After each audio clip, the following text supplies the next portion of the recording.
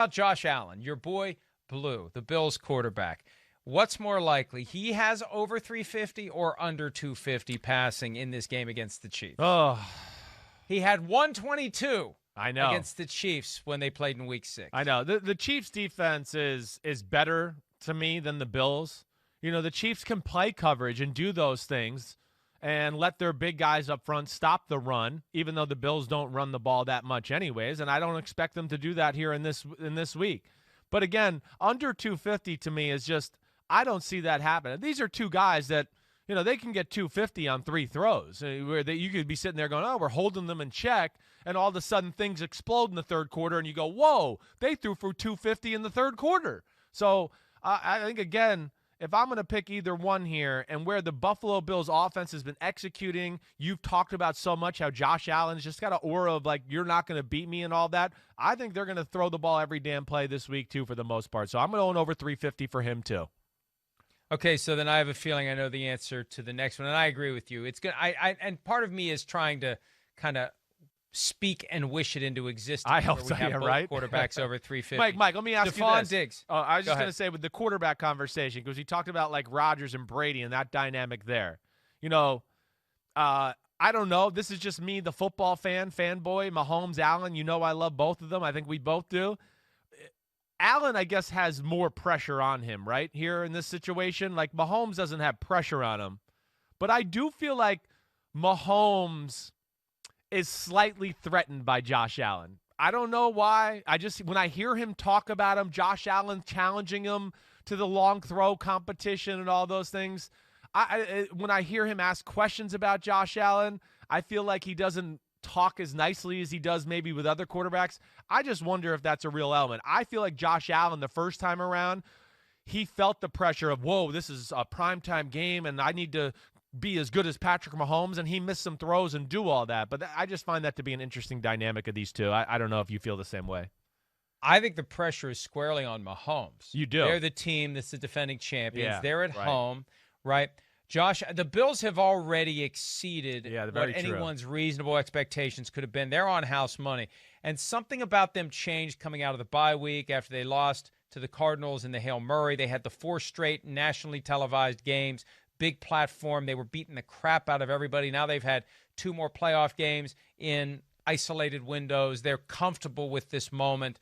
I think that there's more pressure on Patrick Mahomes. And if your perception is right, that he feels a little threatened by Josh Allen, we could see a little of that Patrick Mahomes trying to do too much. That's what I think about. That's what could make things problematic for the Kansas City Chiefs. That's why I kind of brought it up. I think about that with both of these quarterbacks, where even if like Mahomes got up, Josh Allen might be like, I got to match him.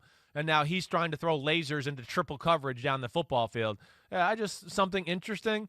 And when you're used to being the man, and no, I'm the most young, talented guy, I'm the unicorn, you know, and then you start to go, wait, somebody else is calling another guy a unicorn? They think he's a unicorn. Mirror on the wall. Right. That's when it gets personal, when you start to go, wait, I want to beat this team and be in the Super Bowl, but I also want to beat this damn quarterback and show everybody too. That's just something that jumps out to me.